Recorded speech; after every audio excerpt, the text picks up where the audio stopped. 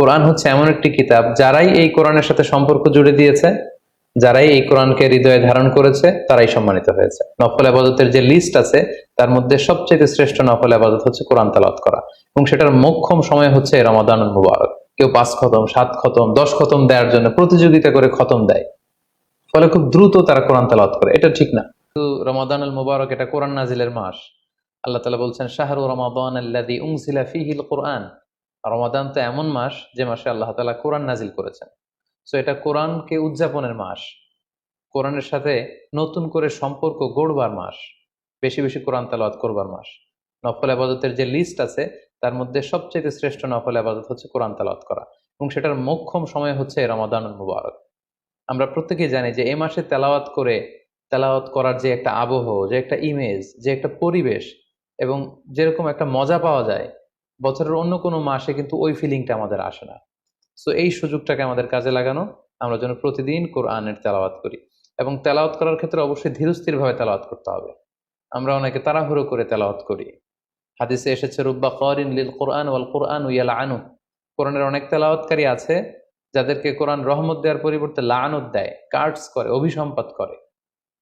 তাই তাড়াহুড়ো করে আমরা যেন কোরআন তেলাওয়াত না করি। রমাদান আসলেই দেখা যায় কিছু কিছু মানুষ কোরআন খতম করবার জন্য উঠে পড়ে লাগে। কেউ 5 খতম, 7 খতম, 10 খতম দেওয়ার জন্য প্রতিযোগিতা করে খতম দেয়, ফলে খুব দ্রুত তারা কোরআন তেলাওয়াত করে। এটা ঠিক না। খতম দেওয়ার জন্য উঠে পড়ে লাগা উচিত হবে না, বরং আপনি ধীরস্থির ভাবে তেলাওয়াত করুন। সেই হিসেবে শুরু থেকে শেষ পর্যন্ত একবার করে যদি আপনি 1 খতম দিতেও পারেন, সেটা ভালো। আর দিতে না পারলেও আপনি ধীরস্থির ভাবে তেলাওয়াত করে সেটার সওয়াব আপনি ইনশাল্লাহ পাবেন। তাহলে তেলাওয়াত করার ক্ষেত্রে প্রথম রিমাইন্ডার হচ্ছে, তাড়াহুড়ো করে তেলাওয়াত করা যাবে না। 2 নম্বর হচ্ছে, যদি সুযোগ হয়, অর্থ বুঝে তেলাওয়াত করা। আমরা কয়েকটা সূরা স্পেসিফাই করতে পারি যে এই রমাদানে আমি এই সূরাটা পড়ব, এই রমাদানে এই সূরার শুরু থেকে শেষ পর্যন্ত এর মর্মার্থ, এর বঙ্গানুবাদ, এর যে শিক্ষা, লেসন, এটা আমি জানবার চেষ্টা করব। সম্মানিত দিনী ভাই এবং বোনেরা, কোরআন হচ্ছে এমন একটি কিতাব, যারাই এই কোরআনের সাথে সম্পর্ক জুড়ে দিয়েছে, যারাই এই কোরআনকে হৃদয়ে ধারণ করেছে, তারাই সম্মানিত হয়েছে। একটু খেয়াল করে দেখুন, সাইয়েদনা জিবরিল আলাইহিস সালাম, উনি কোরআন নিয়ে আসমান থেকে পৃথিবীতে নেমেছিলেন। কোরআনকে নিয়ে আসার কারণে উনি হয়েছেন শ্রেষ্ঠ ফেরেশতা। আল্লাহ রাসূল সাল্লাল্লাহু আলাইহি ওয়াসাল্লামের উপর কোরআন নাজিল হয়েছিল, তাই তিনি হয়েছেন শ্রেষ্ঠ রাসূল। এই রমাদান মাসে কোরআন নাজিল হয়েছে, তাই রমাদান মাস হচ্ছে 12টা মাসের শ্রেষ্ঠ মাস, সাইয়্যিদুশ শুহুর। কদরের রাতে এই কোরআন নাজিল হয়েছিল, তাই কদরের রাত হচ্ছে পৃথিবীর শ্রেষ্ঠ রাত।